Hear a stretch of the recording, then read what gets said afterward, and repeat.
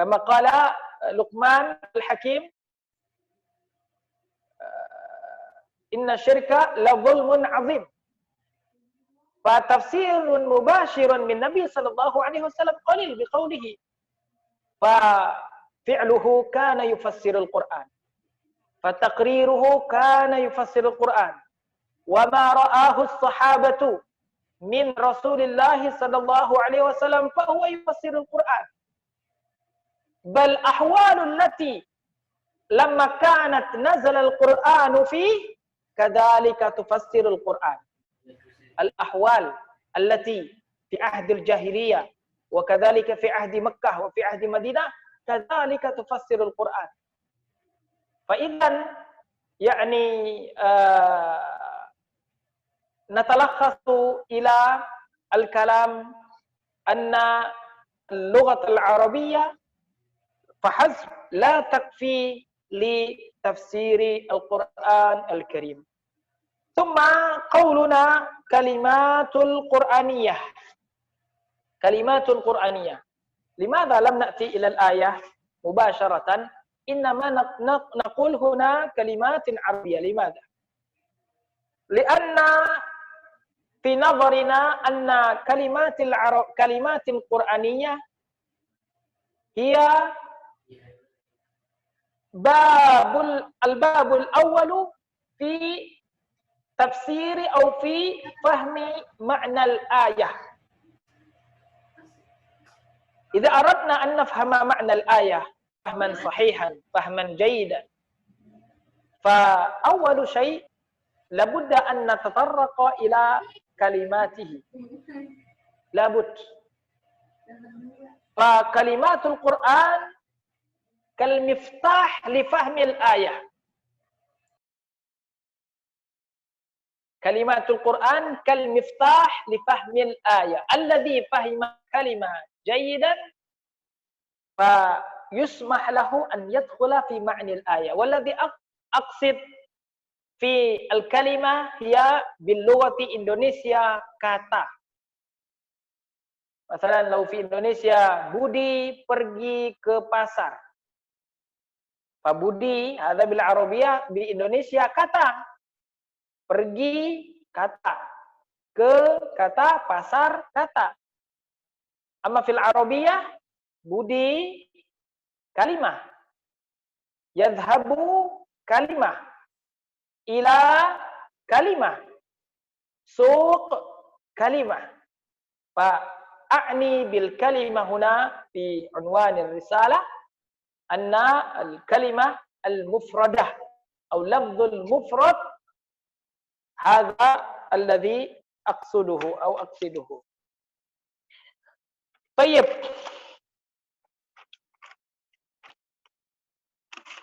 ثم لو نظرنا إلى الحدث الذي وقع في تاريخ 2016، تعرف القضية أهوك، أظن أنتم تعرفون أساتذة الفضلاء قضية أهوك. لما كان ماذا يتكلم عن معنى المائدة 51 في قول الله تعالى يا أيها الذين آمنوا لا تتخذوا اليهود والنصارى أولياء. فانظر كلنا نتكلم ما معنى الأولياء، ما معنى الأولياء، ما معنى الأولياء. أولياء التي جمعها ولي. فما معنى الولي في تلك الآية؟ انظر الآية يتكلم فقط ليس عن الولاية، لا، هناك أكثر من هذا. لكن تركيزنا في كلمة أولياء، كأن فهم كلمة الأولياء هذا باب لدخول معنى الآية. انظروا يا أساتذة الفضلاء مدى أهمية معرفة معنى الكلمة في الآية. وتلخص عندنا أن الذي فهمت الآية فهم الكلمة جيدا فسيفهم المعنى الآية جيدا. وإذا لم يفهم معنى الكلمة جيدا فلا يمكن أن يفهم معنى الآية جيدا. فلذلك فهم الكلمة باب لفهم الآية. طيب هنا أتي بالمثال مثلا حتى يتضح المراد، كما يقال وبالمثال يتضح المقال. مثلا قول الله تعالى في سورة الزخرف 77 في سورة الزخرف 77 يقول تعالى: هل ينظرون إلا الساعة أن تأتيهم بغتة وهم لا يشعرون. هل ينظرون إلا الساعة أن تأتيهم بغتة وهم لا يشعرون. هل ينظرون، ما معنى ينظرون؟ هل معناه نظر ينظر بعين مجرد، يعني نظر ينظر بالعين التي هي من الحواس الخمسة؟ هل المراد ذلك؟ أم المراد أن معنى ينظرون هنا انتظار؟ فقد يكون إشكالا عند بعض الناس في هذه الآية. ما معنى ينظرون هنا؟ هل ينظر هنا معناه نظرة العين أو انتظار؟ فإذا فتحنا مثلا تفاسير، مثلا تفسير الألوسي المسمى بروح المعاني، يقول رحمه الله تعالى: وينظرون بمعنى ينتظرون، أي ما ينتظرون شيئا إلا إتيان الساعة فجأة وهم غافلون عنها، وفي ذلك تهكم بهم حيث جعل إتيان الساعة كالمنتظر الذي لا بد من وقوعه. إذن ما ينظرون هنا ينتظرون، ليس نظر ينظر بعين الحسية. طيب هناك مثلا قول الله تعالى في سورة الحج 52 قال تعالى: وما أرسلنا من قبلك من رسول ولا نبي إلا إذا تمنى وما أرسلنا من قبلك من رسول ولا نبي إلا إذا تمنى ألقى الشيطان في أمنيته. فما معنى تمنى هنا في هذه الآية؟ هل معنى تمنى الذي عرفناه أنه يعني طلب حصول الشيء بعد الوقوع، أي تمني يعني رجاء؟ هل معناه هذا؟ نقول لا، بل معناه كما قال أهل العلم هنا، منهم مثلا السعدي في تفسيره تيسير كريم الرحمن، يقول السعدي رحمه الله تعالى: يخبر تعالى بحكمة البالغة واختيار لعباده، وأن الله ما أرسل قبل محمد من رسول ولا نبي إلا إذا تمنى أي قرأ. إذا تمنى هنا بمعنى ليس بمعنى رجاء، لكن بمعنى قرأ، أي قرأ قراءته التي يذكر بها الناس ويأمرهم وينهاهم، التي يذكر بها الناس ويأمرهم وينهاهم. طيب هذه معنى يعني هذه الآيات مثالا لما قد عرفنا من أن فهم كلمة القرآن أمر مهم وهو باب لدخول فهم الآية.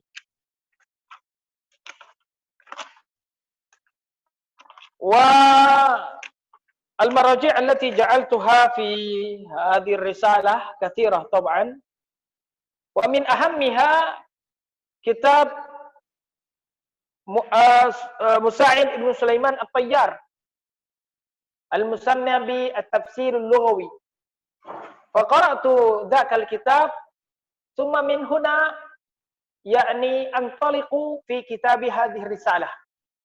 فأنصح هنا الإخوان الذين يعني ما زالوا في أثناء الكتابة رسالة دكتورة أن تبدأوا بقراءة الكتاب السالفين أولا. يعني واحد ربما صعب له أن يبحث عن عنوان، ربما العنوان الذي قدمه له لي دكتور ريان ربما هذا العنوان قد أخذه صديقه ربما، فأحيانا صعب أن يجد ماذا؟ أن يجد عنوانا جديدا. لا سيما يعني دكتورة ريان يعني حفظه الله تعالى أحيانا يعني ليس سهلا أن تأتي بعنوان ثم قبلته، يعني تحتاج أن ماذا؟ تقدم عنوانا جيدا حتى تقبل عنواننا. فأنا مثلا أقترح أو مثلا أنصح يعني نصيحة ولا بأس بي، أظن أنني أنصح المحبين الأساتذة الفضلاء أننا نبدأ بقراءة الكتاب أولا. الكتاب الذي يعني تتعلق بدراستنا، يعني مثلا نحن في تفسير وكنا يعني نكثر من قراءة الكتب فلان، لا سيما كتب جديدة المعاصرة. طيب ثم بعده ماذا؟ يعني نجد هناك أفكارا ونجد هناك مثل إطراح هكذا حتى نستطيع أن يعني نقدم العنوان الجديد لكتابة الرسالة. فكنت أقرأ كتاب التفسير اللغوي لمساعد بن سليمان الطيار، ثم من هناك يعني تأتي تفكير عن هذا العنوان.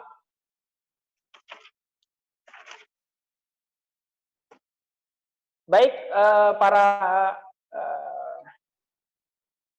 mahasiswa program doktorah semester 3 kelas A, dan tentunya para mahasiswa di sini ya, senior saya, kemudian juga tentu ya abang-abang saya, dan juga mungkin apa ya sudah tingkat Pak D lah seperti itu. Maka tentunya pada muhadharah atau kuliah kajian disertasi ini saya ingin menyampaikan pengalaman saya pada saat membuat tulisan risalah doktorah di sini. Dan sebagaimana kita ketahui bahwasanya judul yang saya sampaikan di situ di jadwal ya, Al-Qawaid wa Dhawabit li Tafsiri Kalimatin Qur'aniyah ya. Jadi judul dengan bahasa Arab dan memang ya disertasinya juga dengan bahasa Arab seperti itu ya. Jadi disertasinya juga dengan bahasa Arab seperti itu. Maka tadi saya memaparkannya, mukaddimahnya dengan bahasa Arab agar nanti ya berkesesuaian dengan yang saya tulis ya, seperti itu. Maka sebagaimana khalayaknya sebuah disertasi, saya menulis dalam 6 bab ya, dan di bab yang pertama seperti biasa saya berbicara tentang latar belakang penulisan ya. Cuma di sini tentu bahasanya adalah bahasa Arab ya, seperti misalnya asbabu ikhtiyaril maudhu' ya, kemudian nuqtatul bahats, kemudian tahdidul bahats, ahdaful bahats. Karena memang kebetulan sewaktu saya bimbingan, yang membimbing saya adalah Dr. Haryadi, kemudian juga dari profesornya Profesor Said Agil Munawar, terutama Dr. Haryadi. Jadi saya sangat terbantu sekali dengan bimbingan beliau seperti itu, sehingga kurang lebih 1 tahun saya menyelesaikan tulisan ini. Dan ini tulisannya awalnya bahasa Arab, tetapi ketika akan pengambilan ijazah saya harus mau tidak mau ingin disertasi saya ini lebih bermanfaat di dunia akademis lah, terutama di Indonesia. Maka kemudian saya terjemahkan disertasi saya ini ke dalam bahasa Indonesia. Jadi kerja 2 kali nih. Kerja 2 kali, jadi setelah nulis pakai bahasa Arab, kemudian nulis pakai bahasa Indonesia, seperti itu. Tapi nulisnya tidak repot, istilahnya hanya tinggal menuangkan di dalam bahasa Indonesia saja, tapi tentu ada ya sedikit menambah lah seperti itu. Dan sudah dicetak juga, alhamdulillah, cuma belum cetakan banyak, baru sedikit seperti itu ya. Kemudian di bab yang kedua berbicara tentang qawaid dan dhawabit. Nah, di situ saya mulai dengan definisi dan perbedaan apa itu qawaid dan apa itu dhawabit. Dan di sini saya banyak mengambil dari kajian-kajian usul fiqh. Karena kalau untuk istilah qawaid mungkin sudah masyhur ya. Kalau istilah qawaid itu sudah masyhur dalam kajian tafsir ya. Sebagaimana kita lihat banyak sekali kitab-kitab ulumul Quran yang berjudul Qawaidut Tafsir ya. Dan yang paling terkenal adalah Qawaidut Tafsir punya Khalid As-Sabz. Atau juga di sana ada juga Qawaidut Tarjih. Qawaidut Tarjih fi tafsirul Quran punya Dr. Ibrahim Al-Harbi. Nah, untuk istilah dhawabit itu sendiri belum biasa didengar oleh para pengkaji tafsir sebagai sebuah istilah. Kalau sebagai ungkapan bahasa tentu tidak mengherankan ya. Akan tetapi untuk sebuah istilah, nah ini mungkin sebagian belum pernah mendengarnya. Karena itu memang saya ingin membuat qawaid dan dhawabit ini sama seperti yang kita lihat atau yang saya lihat di qawaid dan dhawabit di dalam kitab-kitab usul fiqh atau qawaid fiqhiyah. Di situ kita tahu bahasanya qawaid itu adalah qadhiyah kulliyah tahtawi ala juz'iyatihi. Jadi dia kalau simpelnya kaidah itu dia adalah sebuah ibaratnya patokan ya dalam memahami sebuah nas ya atau sebuah teks yang memang dia mencangkup ke dalam seluruh bab. Contoh misalnya kaidah yang terkenal adalah kaidah khamsah kubro ya. Kaidah khamsah kubro al-umur bimaqasidiha al-masyaqqatu tajlibu taysir al-yaqinu la yuzalu bisyak al-dararu yuzal al-adatu muhakkamah. Nah, ini ada kaidah yang masuk ke semua bab, masuk ke bab salat, masuk ke bab zakat, masuk ke bab haji, masuk ke bab dan lain sebagainya. Akan tetapi nanti di masing-masing bab itu sendiri ada kaidah lagi, artinya kaidah kecilnya. Nah, kaidah kecilnya itu dinamakan dengan dhawabit dalam bab salat, dhawabit dalam bab haji. Maka begitu juga yang ingin saya lakukan di dalam qawaid dan dhawabit bab tafsir ini, di mana saat saya berbicara tentang qawaid, maka saya ingin membuat sebuah ibaratnya ketentuan, ya, ketentuan yang mencakup seluruh pembahasan ayat Al-Quran, yaitu qawaid. Akan tetapi saat saya berbicara tentang pembahasan qiraat, nah di sini saya menyebutnya dengan dhawabit.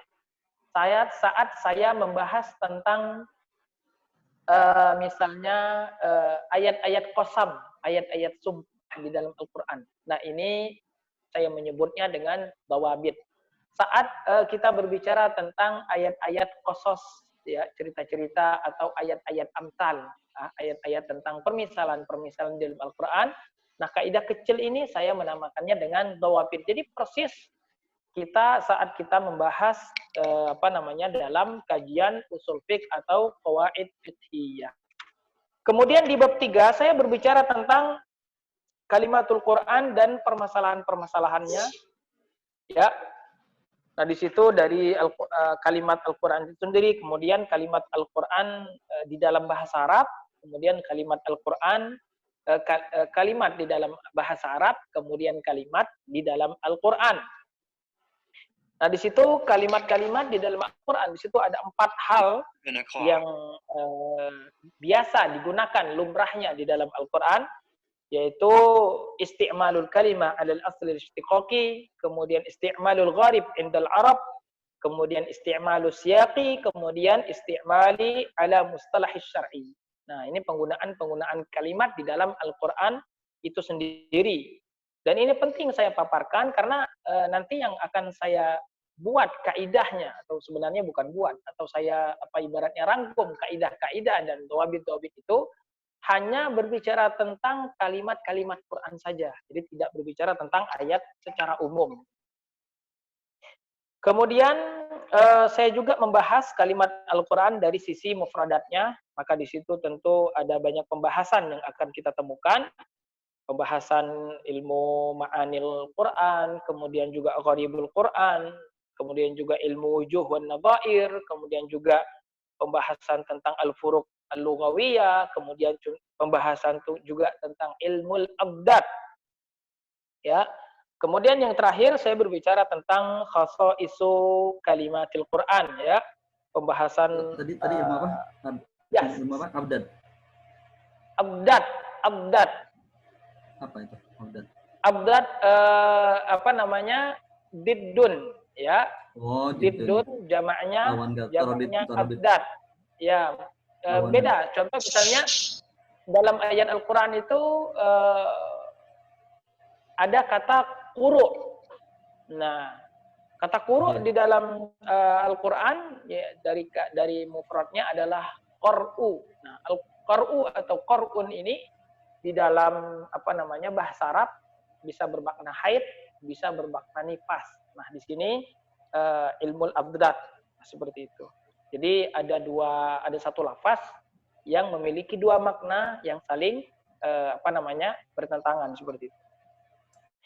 Kemudian saya ini juga untuk ibaratnya memperluas kajian tentang kalimat Al-Qur'an. Saya membahas di situ apakah di dalam Al-Quran ada kalimat mu'jamah, artinya yang bukan Arab, seperti itu. Kemudian pembahasan tentang hakiko dan majaz juga.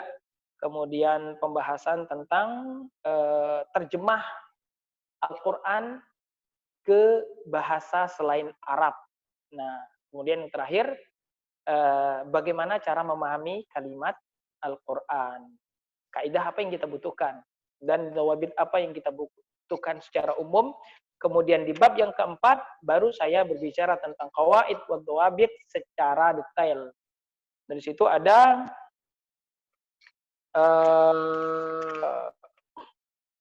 untuk kaidahnya, di situ ada 17 kaidah ya. Dan ada 5 dhawabit. Ada 17 kaidah dan ada 5 dhawabit. Nah, kaidah-kaidah dan dhawabit tersebut kemudian saya rangkum ke dalam 4 dilalah, ya. 4 dilalah. Dilalah yang pertama adalah ada kaidah-kaidah yang dia masuk ke dalam dilalah wad'iyah. Kemudian ada kaidah-kaidah dan dhawabit yang masuk ke dalam dilalah ma'nawiyah. Kemudian yang ketiga, ada kaidah-kaidah dan dhawabit yang masuk ke dalam dilalah tarkibiyah. Kemudian yang keempat, ada kaidah-kaidah dan dhawabit yang masuk ke dalam dilalah kharijah atau lazimah. Nah, di bab yang kelima, saya berusaha untuk ibaratnya menyajikan kajian perbandingan, ya, muqaranah, ya, antara kaidah-kaidah atau usulan-usulan dari disertasi saya ini, ya, usulan-usulan dari disertasi saya ini, yang kemudian menurut hemat penulis, nah, kan seperti itu kan, katanya kita kalau sudah S3 ini sudah harus kayak apa misalnya ya, itu sudah harus bikin melahirkan ide teori baru. Melahirkan ide atau teori baru kan bung juga ya. Kalau dalam ilmu sains mungkin lah ya. Dalam kajian-kajian umum mungkin lah ya. Cuma kan kalau dalam kajian Al-Quran ngeri-ngeri sedap juga. Kalau salah-salah bisa masuk neraka nih. Kalau Iya. dalam syariat itu kalau sudah niatnya Iya. aja walaupun ini sudah dapat pahala satu itu. Oh. Apalagi kalau benar dapat 2 itu. Ya, maka sebenarnya yang kita lakukan ibaratnya apa ya? Hanya membaca dari kitab-kitab, kemudian ya kita ambil menjadi sebuah kaidah tentu. Gitu aja sih sebenarnya inti dari kajian saya. Jadi membaca, kemudian oh kira-kira ini bisa dijadikan sebagai kaidah karena memang belum dibahasakan dengan bahasa kaidah. Nah ini banyak sekali terkadang. Banyak kalau kita lihat kaidah Khalid As-Sabz itu kan, itu kaidah-kaidah dan sebenarnya di luar itu juga masih banyak kaidah-kaidah, cuma belum dalam bahasa kaidah. Bahasa-bahasanya yang ringkas, ya lugas, kemudian juga yang meliputi bagian-bagian terkecilnya. Ini ciri-ciri bahasa kaidah yang kemudian ini akan memberikan peluang bagi kita untuk ibaratnya apa ya, membuat tulisan dengan gaya bahasa baru lah seperti itu. Nah di bab yang kelima saya berusaha untuk mengkomparasikan antara kajian saya dengan yang ada di terjemahan Lajnah Pentasih Al-Quran ya, atau dari Departemen Agama. Sebenarnya dia tidak Sejarah itu. Iya. Sejarah kasih di Lajnah tuh. Apa? Oh. Sejarah kasih di Lajnah tugasnya. Oh, Masya Allah. Waduh. Nah, di situ saya berusaha untuk ibaratnya memunculkan apa ya, bukan ide, gagasan, akan tetapi ibaratnya kayak penyempurnaan lah. Dalam terjemahan itu, di dalam pemilihan kata, agar lebih mendekati kepada makna secara bahasanya. Nah gitu. Karena terkadang begini, kalau kita misalnya membaca tafsir, kan tafsir itu kan nanti banyak macam itu. Ada tafsir bi juz'il makna. Artinya seorang mufasir terkadang hanya menyampaikan sebagian makna saja dari ayat tersebut atau dari kalimat tersebut. Nah, kalau seandainya yang kita pilih hanya satu makna itu saja, nanti kemudian tanpa memberikan opsi lain, nanti kita akan ibaratnya merasa puas dengan makna tersebut seperti itu. Atau mungkin misalnya ada mungkin makna yang lebih tepat agar bisa mewakili dari kata tersebut.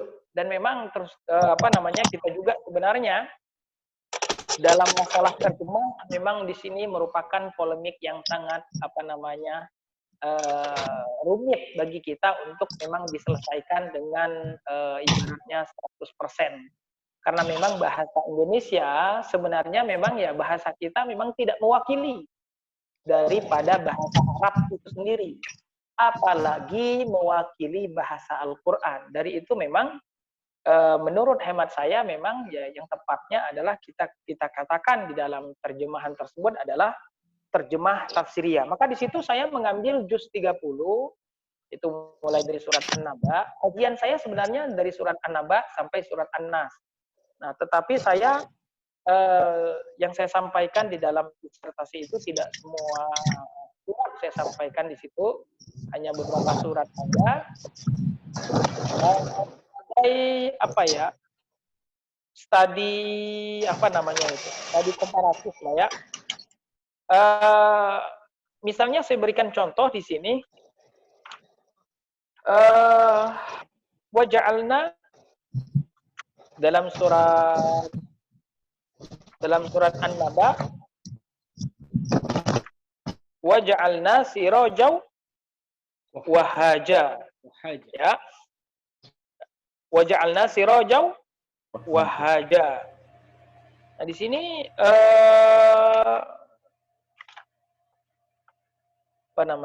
di sini saya tidak saya sebutkan di dalam tafsir di dalam kajian ini.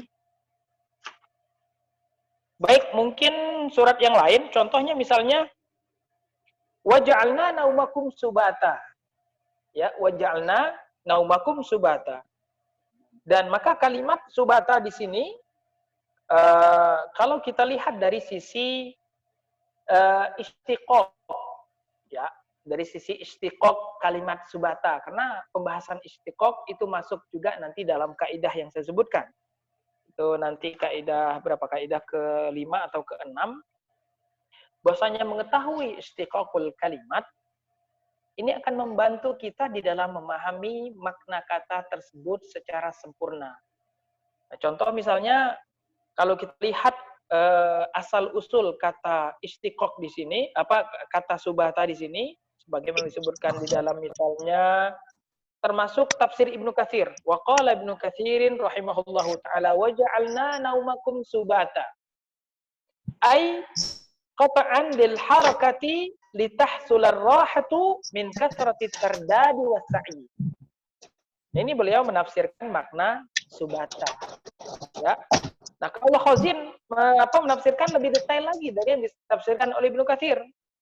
Fi tafsirihi, qala Khazin fi tafsirihi, ya, wa ja'alna naumakum subata ay rahatan li abdanikum. Nah, ini kemudian beliau mengatakan apa? Walaisal gharadu anna subata lirrahah.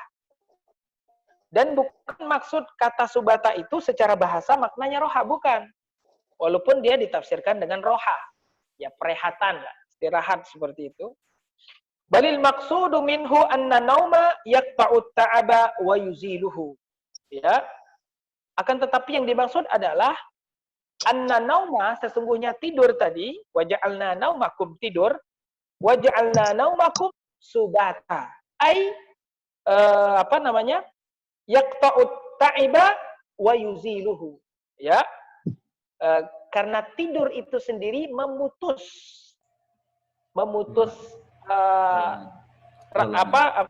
kelelahan dan menghilangkan kelelahan kita. Nah gitu. Jadi kata subata itu makna dasarnya adalah pemutus, seperti itu. Ya. Ya memang sebagai sebuah terjemah memang kita mengalami kesulitan untuk mengungkapkan kata subata di sini. Makanya di situ yang hanya disebutkan di dalam kitab-kitab tafsir itu hanya ar-rohah. Nah, begitu juga yang disebutkan di dalam Lajnah Pentasih Al-Quran, makna dari kata subata. Kemudian ada juga misalnya waja'alna sirajan wahaja. Ya. Nah, kata sirajan wahaja di sini, ya. Nah, di sini sebutnya sini. Kalau kita lihat misalnya di dalam terjemahan Lajnah Pentasih Al-Quran atau Departemen Agama, kalau saya tidak salah, ini terjemahannya dan kami jadikan pelita yang terang benderang. Kalau nggak salah itu terjemahannya. Nanti bisa dicek lagi. Nah, akan tetapi kalau kita melihat makna secara bahasa, secara makna al-mu'jami dari kalimat tersebut lebih luas dan lebih detail serta lebih mengena dari yang disebutkan tersebut. Maka di sini saya misalnya menukil dari tafsir Al-Baghawi rahimahullahu taala, wa qala Al-Baghawi waja'alna siraja yakni asy-syamsa wa hajan mudian munira. Qala Az-Zajjaj al-wahaju al-waqadu. Qala al-qatil ju'ila fihi nurun wa hararah. Wal wahju yajma'un nura wal hararah. Nah, kata beliau, kata al-wahju di situ, al-wahaj, yaitu dari kata al-wahju. Di sini kata beliau adalah bagaimana kita menggabungkan antara, artinya suatu makna yang menggabungkan antara cahaya dan panas. Nah, kalau kita lihat pekerjaan matahari, ya memang seperti itu dia. Dia bukan hanya sekedar memberikan cahaya saja, akan tetapi juga memberikan rasa panas. Nah, ini jadi menarik kalau seandainya kita bisa mengungkapkan ke dalam bahasa-bahasa yang lebih mendekati kepada makna-makna secara lughawi. Nah, ini sebagai contoh saja dari pembahasan muqaranah di dalam bab yang kelima. Dan di pembahasan ini juga saya menyampaikan kaidah juga bahwasanya saat kita ingin menafsirkan ayat, maka tentu kita harus masuk ke dalam kalimat terlebih dahulu. Nah, saat kita masuk ke dalam kalimat, sebelum kita melihat tarkib secara nahunya, artinya kedudukan dia di situ sebagai apa, sebagai fa'il, sebagai maf'ul, sebagai naibul fa'il dan lain sebagainya, maka kita juga perlu atau penting untuk membahas ismiyahnya, fi'liyahnya atau harfiyahnya. Kenapa? Karena ini juga nanti akan membantu kita di dalam mengenal jati diri sebuah kalimat itu sendiri. Apakah dia jumlah ismiyah ataukah dia jumlah fi'liyah? Dan kita tahu bahwasanya jumlah fi'liyah tersebut memiliki makna at-tajaddud. Sedangkan jumlah ismiyah memiliki makna al-istiqrar. Nah, artinya di sini kita butuh terlebih dahulu untuk memahami ismiyah, fi'liyah atau harfiahnya sebuah kalimat agar kita bisa kemudian memahami kalimat itu dengan baik. Nah, dari itu saya juga selain membahas tentang kata-kata yang gharib dari juz amma, saya juga membuat sebuah ibaratnya tulisan lah yang ibaratnya memisah antara isim, fi'il dan huruf dari mulai surat An-Naba sampai surat An-Nas, dan di sini saya kasih tanda dan alamat ya di dalam kajian disertasi saya. Mungkin saya langsung masuk saja kepada contoh dari kaidah-kaidah, atau sebelumnya ada sesuatu yang ingin kita diskusikan, silakan. Iya. Baik, saya tanya, kawan-kawan sekalian, ini ada beberapa hal yang disampaikan oleh dosen kita, Pak Dr. Muhammad Yasir. Sebelum saya sampaikan ke teman ini, cair saja, nanti kawan-kawan kalau ada langsung bisa disampaikan. Namun sebelumnya saya ingin menanyakan itu promo pendusnya kapan, Ustaz? Itu 2018, akhir 2018 ya. Ya, saya mau konfirmasi kebetulan kemarin kalau tidak salah dalam pemaparan Kapolri itu katanya untuk membuat disertasi itu harus bahasa Indonesia. Tapi kok bisa bahasa Arab ini tadi lolos atau belum berlaku waktu itu? Ya, jadi waktu itu saya memang mendapat informasi bahwasanya setelah masa saya itu, jadi setelah 2018 itu berarti awal-awal 2019 mungkin ya. Itu sudah tidak diperbolehkan lagi untuk bahasa Arab. Bahasa asing ya? Iya, bahasa asing atau bahasa Inggris. Iya, iya. Intinya termasuk harus juga bahasa Indonesia sekarang. Intinya bahasa Indonesia sekarang, iya. Iya. Berarti aturan itu belum berlaku ya, Ustaz ya?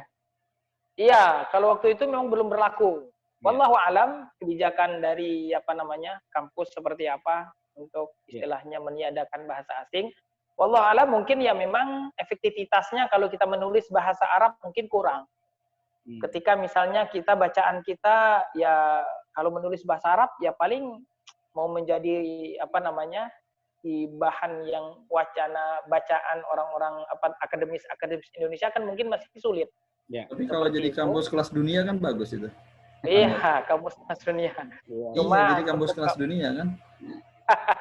Jadi PTIG itu udah kampus kelas dunia karena disertasinya bahasa Arab Inggris Indonesia gitu kan.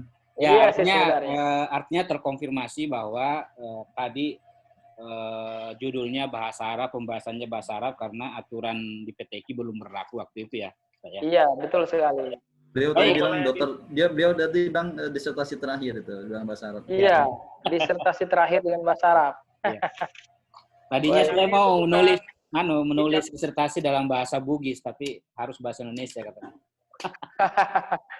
Baik, kawan-kawan sekalian, mungkin ada yang punya pertanyaan atau tanggapan, langsung saja. Silakan cair. Ya, baik. Terima kasih. Terima kasih Pak Dr. Amir. kemudian Pak Dr. Yasir, Masya Allah luar biasa ini disertasinya. Tadi ada 17 qawaid antum sampai kemudian 5 dawabit ya. Nah ini langkah-langkah ya maksud saya, langkah-langkah untuk bisa menghasilkan ya walaupun mungkin kita hampir inilah artinya melihat beberapa buku dan jurnal kemudian akhirnya menjadikan itu kemudian sampai bisa mengkomparasikan yang tadi seperti itu ya. Nah, maksud saya pengalaman antum, langkah-langkahnya bagaimana sehingga bisa sampai atau mungkin boleh juga walaupun tadi mungkin sudah dibahas ya latar belakang bahwa kenapa disertasi ini dibuat karena memang tidak mungkin bisa memahami Al-Qur'an kalau tidak memahami makna kalimat atau kata dalam bahasa Indonesianya itu kata atau kalimat dalam bahasa Arabnya seperti itu. Nah ini mungkin teman-teman di semester 3 kan mungkin rata-rata juga kita masih mencari judul, kemudian yang paling dominan judul itu adalah latar belakang. Nah bagaimana bisa melahirkan latar belakang atau permasalahannya, yang kemudian keduanya adalah langkah-langkah bisa sampai menemukan tadi sampai 17 qawaid dan juga 5 dawabit ya seperti itu. Itu barangkali Pak Yasir. Makasih. Baik, Masya Allah, jazakumullah khair. Ismukumul karim? Ana Zain Muttaqin. Zain Muttaqin. Masya Allah, barakallahu fikum.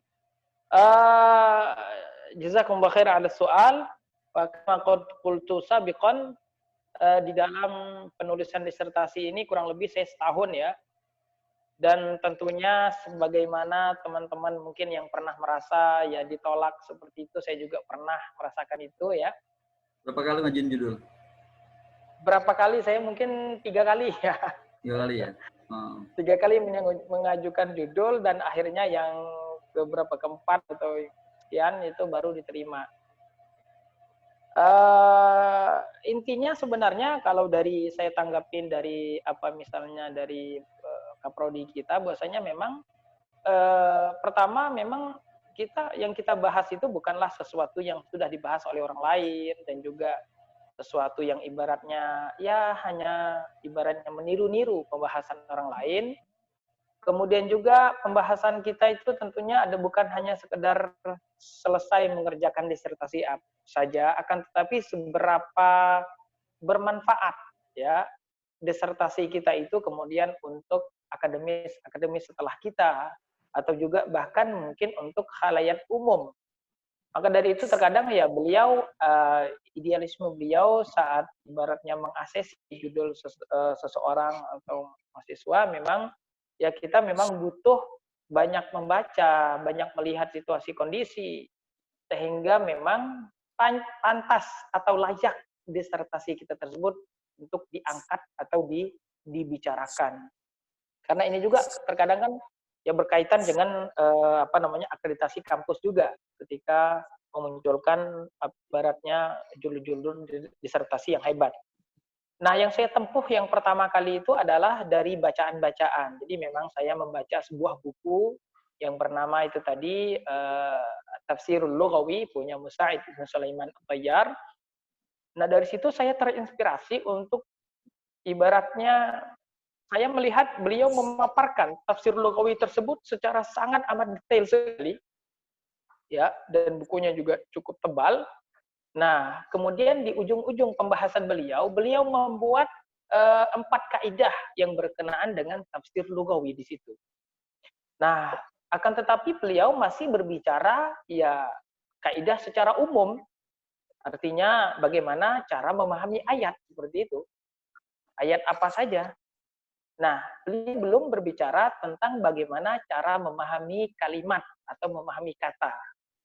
Nah, dari situlah kemudian ya saya membaca lagi, menambah bacaan dari referensi lain, bagaimana kemudian kaidah-kaidah yang berkenaan dengan kalimat, baik itu yang sudah istilahnya kaidah-kaidah memang yang sudah ada di dalam kitab-kitab klasik, atau yang masih tercecer. Yang masih tercecer ini maksud saya adalah kaidah-kaidah yang memang belum berbahasa kaidah.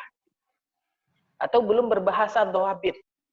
Nah, kemudian dari bacaan-bacaan itu kita bahasakanlah menjadi bahasa-bahasa kaidah atau menjadi bahasa-bahasa dhawabit.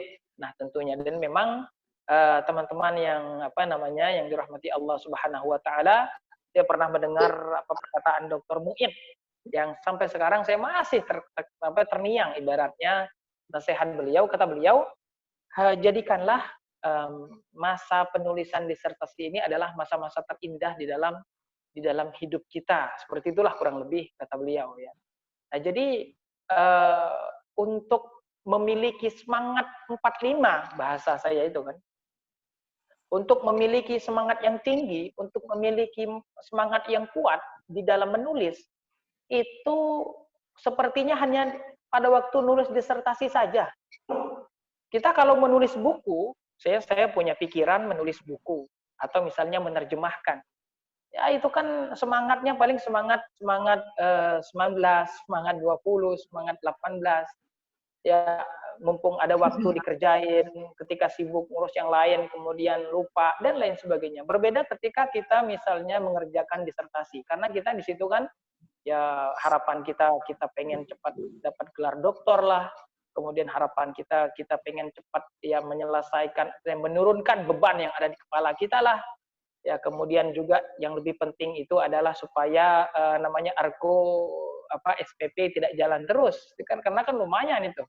Kalau disertasi kita belum selesai kan argo jalan terus itu bisa-bisa nguras dompet.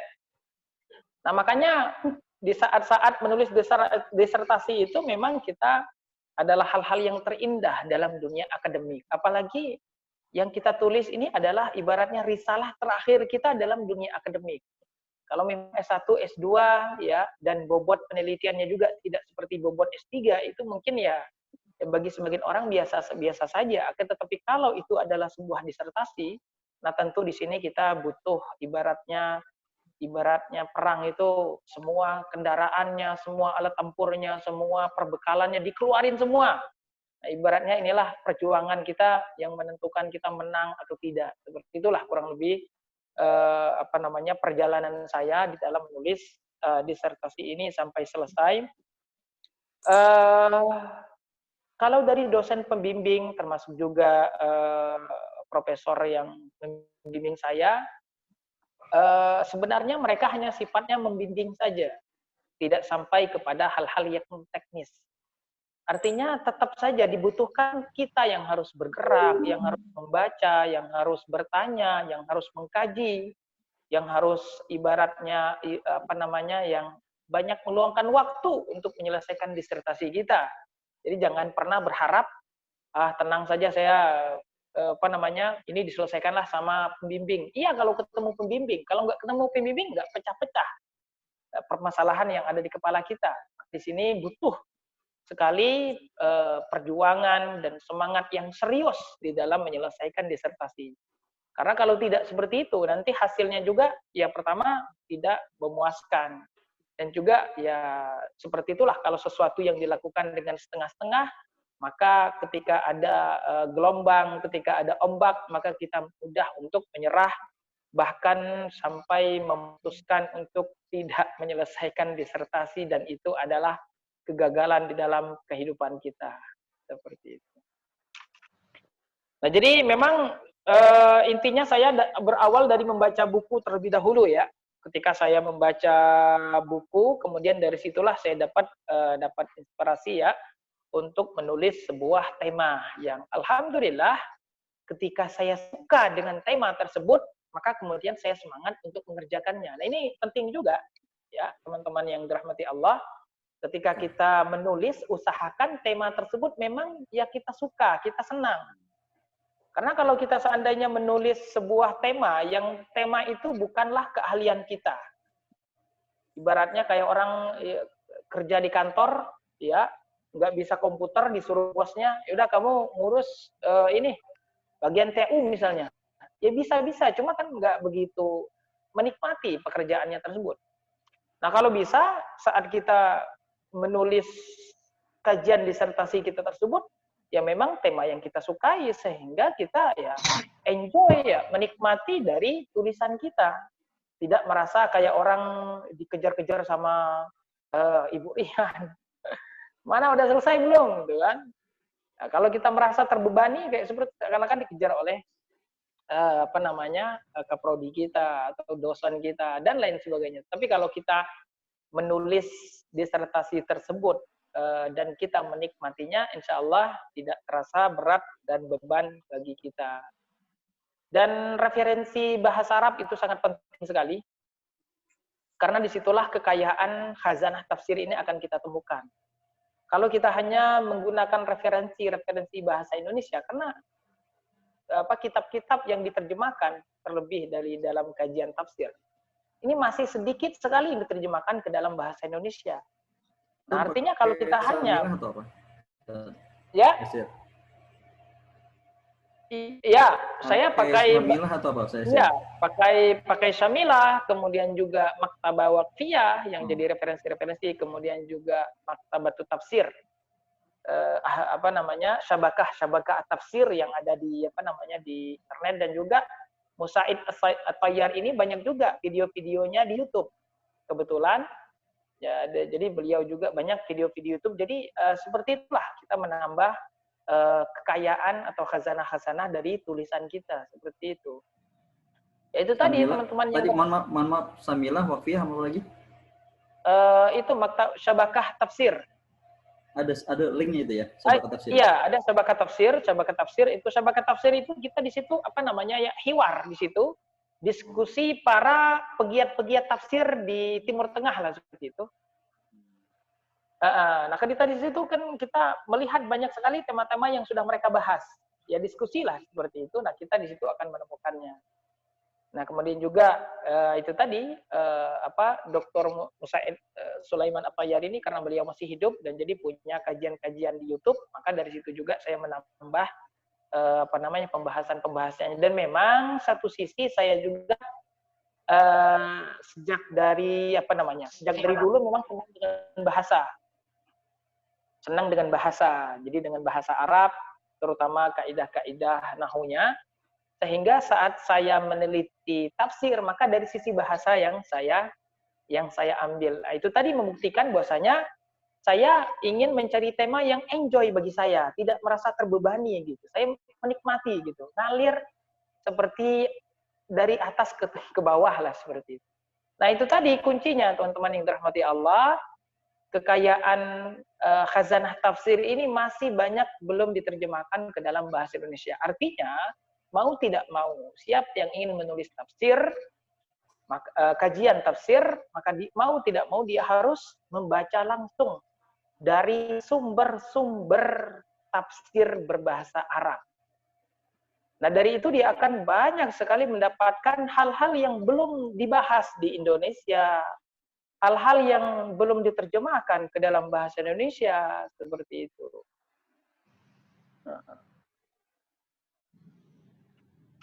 Dan ini terkadang menjadi permasalahan teman-teman kita juga waktu di marhalah kita.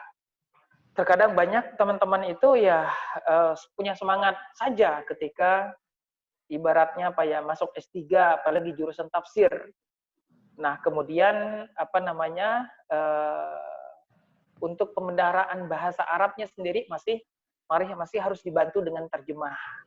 Nah, ini akan membuat ruang yang sempit bagi dia untuk mengkaji khazanah tafsir lebih luas.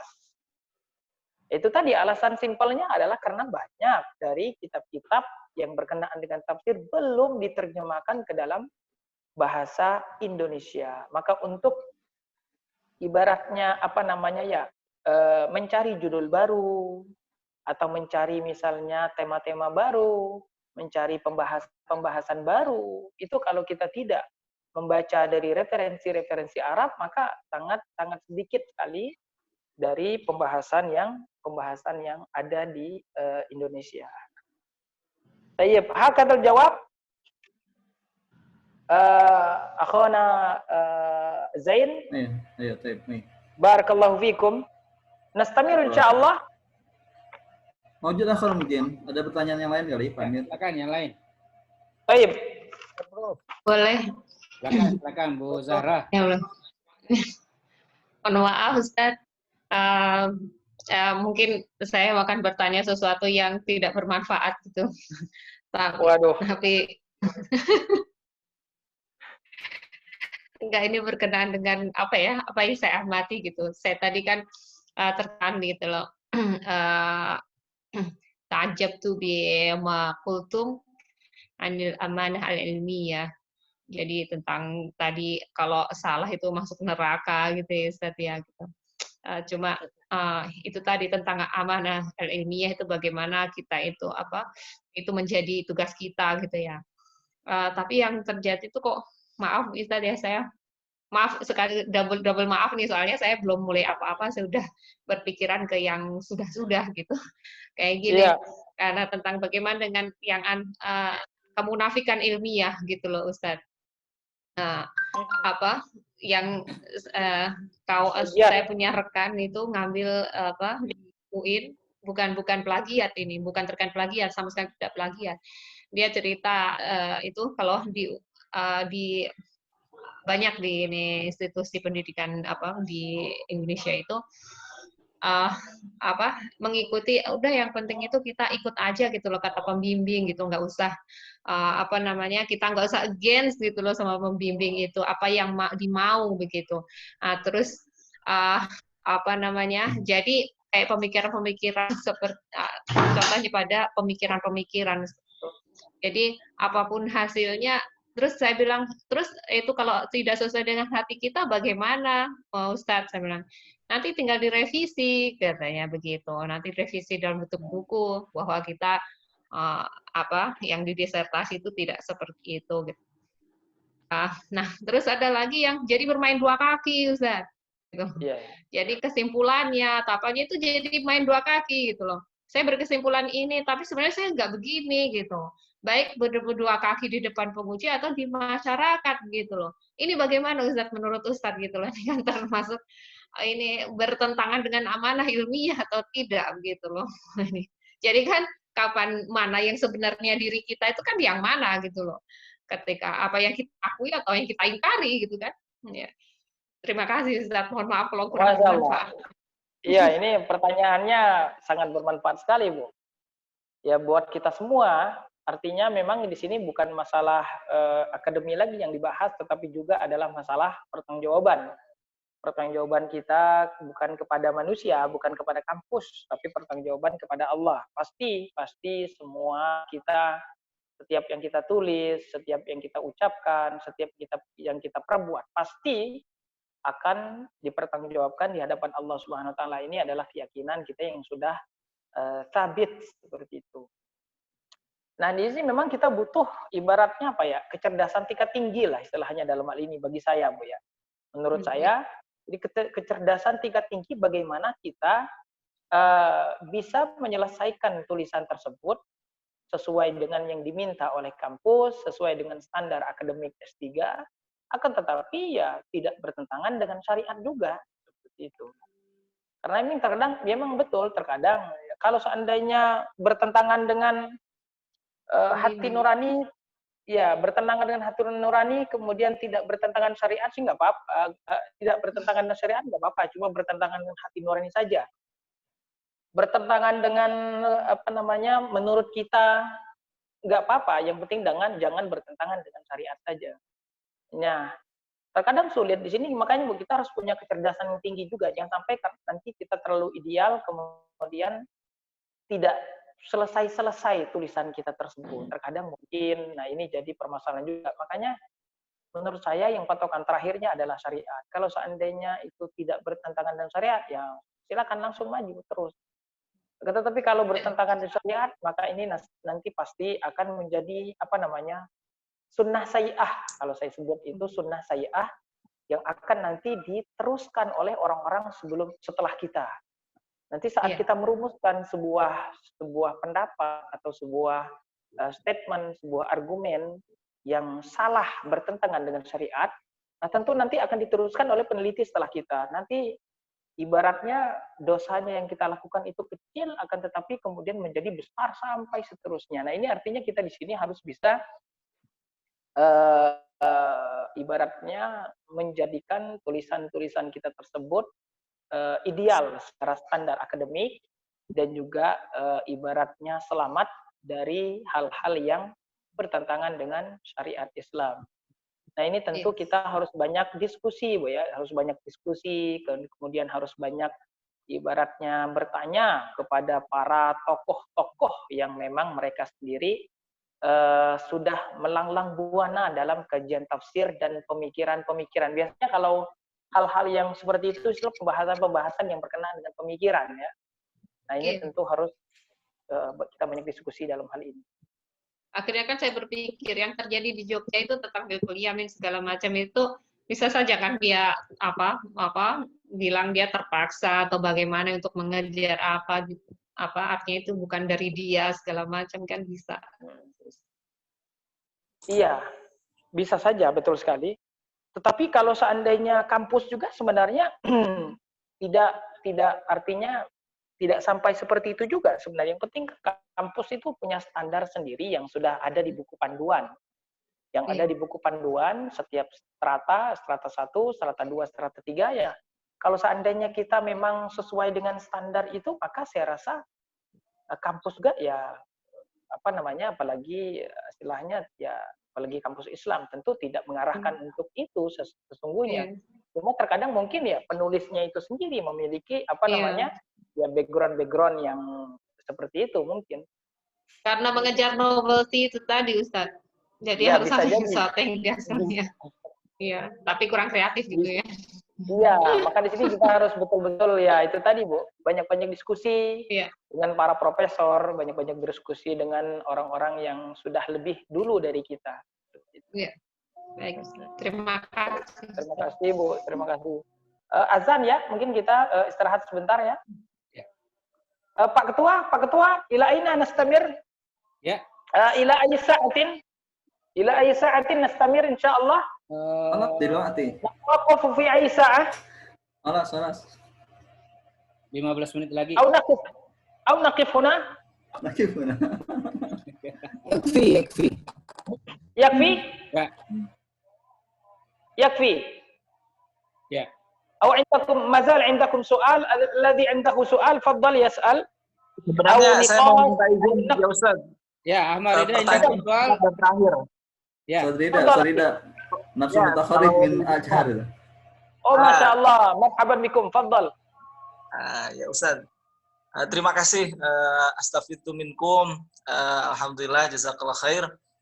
Sedikit Ustaz, terima kasih untuk menyalurkan energi semangatnya dalam menulis disertasi. Mudah-mudahan kita bisa ya mencontoh langkah jejak Ustadz. Ini Pak Dokter terkait dengan tugas UAS dan ini mungkin ke Pak Ketua kelas juga. Untuk kajian disertasi ini kan kita nanti di akhir semester itu membuat review mengenai kajian disertasi yang dipresentasikan oleh pemateri.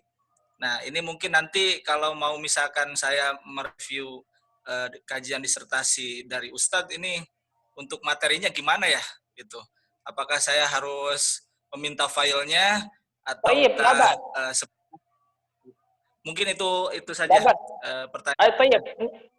Baik, nu'tikum talkhis insyaallah.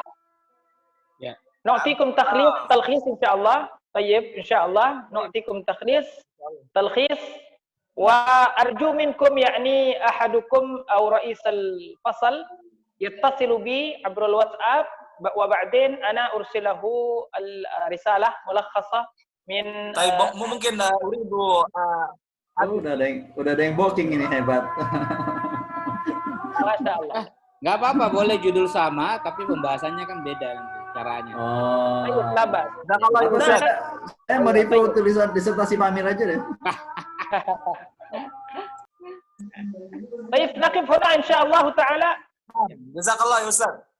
Barakallahu fikum wa jazakumullahu khairan wa yasurruni liqa'ukum wa naltaqi fi يعني فرصة أخرى نكتفي بقراءة كفارة المجلس. سبحانك اللهم ربنا وبحمدك bihamdika asyhadu an la ilaha illa anta astaghfiruka wa atubu ilaik. Syukran, Saya Yasir. warahmatullahi wabarakatuh. Waalaikumsalam. Nomor HP-nya Ustaz, nomor HP-nya. Waalaikumsalam warahmatullahi Saya Yasir. wabarakatuh. Syukran. Robbul Hatib, Robbul Hatib, Robbul Hatib. Jazakallah khairan. 08 Nomor WA Istana, ya. istana. Istana, istana. 08 21 0821 terus 12 13 13 13 12 13 Ya. 12 13 12 13 3767. 3767. Masya Allah.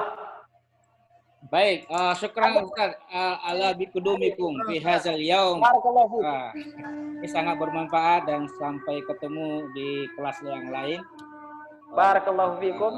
Semoga kita yang hadir hari ini dapat cepat selesai seperti amanah beliau. Allahu Akbar. Dan bisa menjadi dokter, mengikuti jejak beliau dan kembali bertugas di institusi masing-masing. Syukran ya Ustaz. Assalamualaikum warahmatullahi wabarakatuh. Waalaikumsalam warahmatullahi wabarakatuh. Salam. Baik kawan-kawan sekalian, sebelum kita berpisah, saya ingin sampaikan, insya Allah besok malam itu kita ada kajian cara mudah menulis disertasi oleh Dr. Muhammad Zain, Direktur PTK, Direktorat PTK Kementerian Agama. Insya Allah beliau bersedia jam 7 malam. Nanti saya bagi linknya. Ya.